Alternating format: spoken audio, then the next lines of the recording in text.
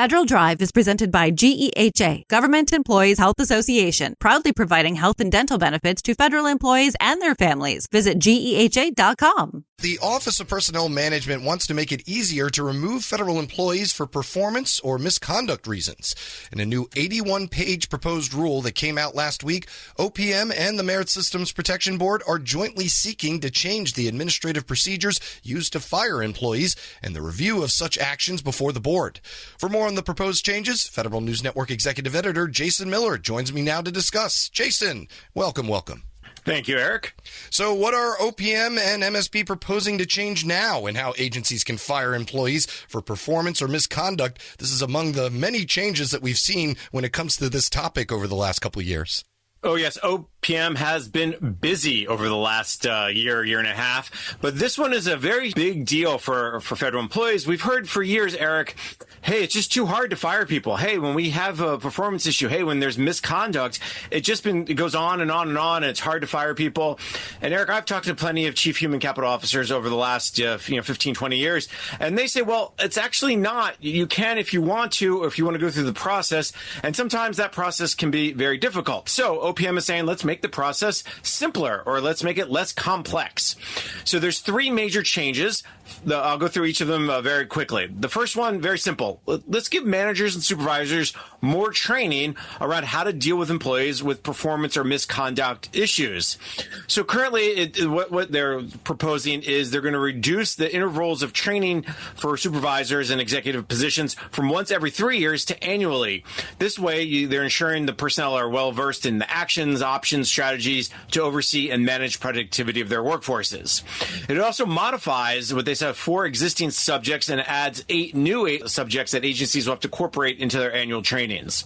So stuff like probationary trial periods, awards and bonuses, addressing reports of hostile work environment, retaliation, or harassment, as an example.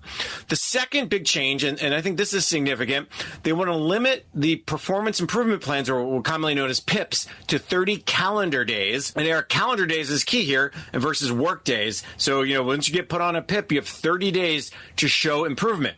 OPM also wants to no longer allow what they call pre-PIPs. This idea of, hey, Eric, before we actually put you on a performance improvement plan, we're going to put you on a pre-performance improvement plan. They're saying, hey, that just adds more complexity. And it also, because managers tend to be risk averse, they, kind of dissuades them from initiating the removal procedures.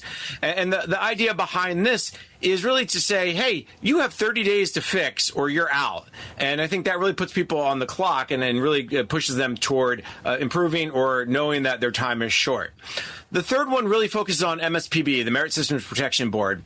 And what their proposal is asking to do is really say, hey, we're going to no longer make the Douglas factors a requirement. Now, these are 12 considerations agencies should use in every adverse action case. Now, they're not mandated, they're not required by statute or law, but there's something, the Douglas factors have been in place since 1981, and really they've been upheld by the circuit court and other courts over the last 45 years. But OPM and MSPB says, hey, agencies sometimes follow it too rigidly. They're not using their best decisions, and they're saying, okay, does it meet any of these or all of these 12 factors before they can actually take action?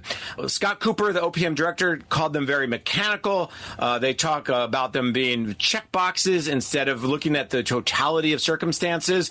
And I think the goal here is to say, hey, instead of these Douglas factors, we're going to ask agencies to really look at them based on assessing whether or not the chosen penalty makes sense. So I think that is another big change. So 3 big changes. It's a 81-page rule. Folks can read it. We have a link to it on federalnewsnetwork.com. Interesting. Did Cooper or anybody else from the administration explain why these changes are needed or important to them? There's 2 things happening here. We've seen several executive orders and several OPM memos looking at creating a high-performance workforce. And I think this is part of that goal that the administration has laid out. They've said, hey, if there's bad performers, why do we want them working for us? And I think, most of us can agree to that, right? Most of us can say, well, we don't want to work with bad people. We don't want to promote people who don't deserve to be promoted just because they've been in their position for 6 years or 10 years or 15 years. And at the same time, if there's a discipline, if somebody is is being harassing their employees, has a really bad attitude, is not showing up and doing their job, they should be able to be dismissed and moved out of the job. And I think everyone can agree to that. I think what Scott Cooper has said, and he wrote a very long blog that, again, we have linked to on federalnewsnetwork.com. And let me just take a quick aside, Eric. Full credit to Scott Cooper. A lot of times, this administration and maybe some others, but this administration puts things out without a lot of explanation or background or context. And what Scott has done, Director Cooper has done over the last year and a half is every time they put out a memo, he's put a blog post out explaining his rationale, explaining the administration's point of view, and providing some context around it. And I think that's a really super thing. As reporters, Eric, we want press releases. We want press conferences. We want to be able to ask questions. And while the blog post doesn't necessarily answer everything, it does give us a lot more context, and it gives I think the federal employees and contractors and unions more context. And what Scott Cooper said in that blog post is, listen, no manager wants to spend 6, 12, or even 18 months trying to manage out an underperforming employee. He goes, that's what the old process has been inefficient, too complicated, and we have to change that. You want to be able to move out more quickly. You want to say you have to recognize that these employees need help. If they can't change it or if they're not getting help, then either they need to leave or they need to fix what the problems are.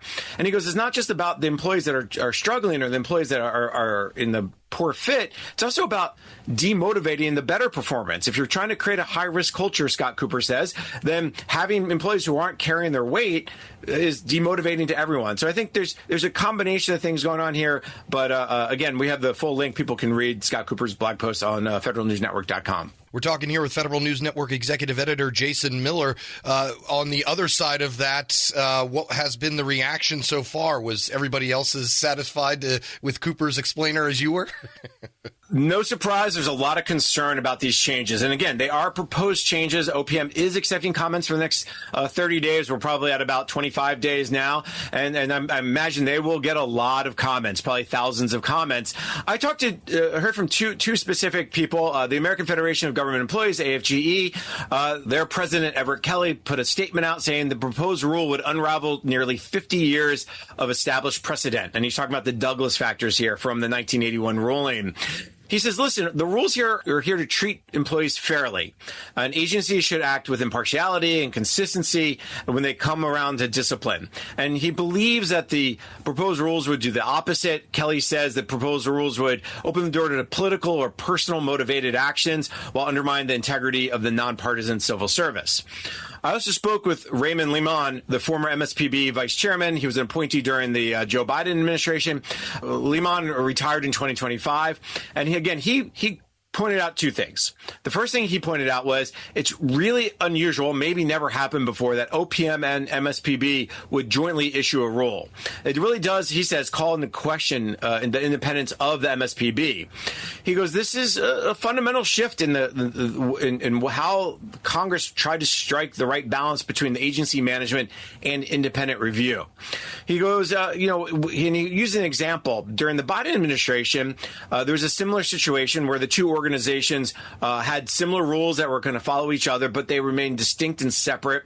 This was specifically around Schedule F, where OPM issued some regulations and MSPB followed with their own set of rules or regulations in terms of how to process some of those appeals under potential Schedule F. He says this just doesn't make sense. He also talked about this idea of the Douglas factors. And again, he goes back to the idea that he believes there's a lot of people who believe the Douglas factors actually are not a checkbox exercise. They are not a complex, burdensome, formulaic application. They think they really are well regarded by the chief human capital officers, federal managers in terms of how they're used.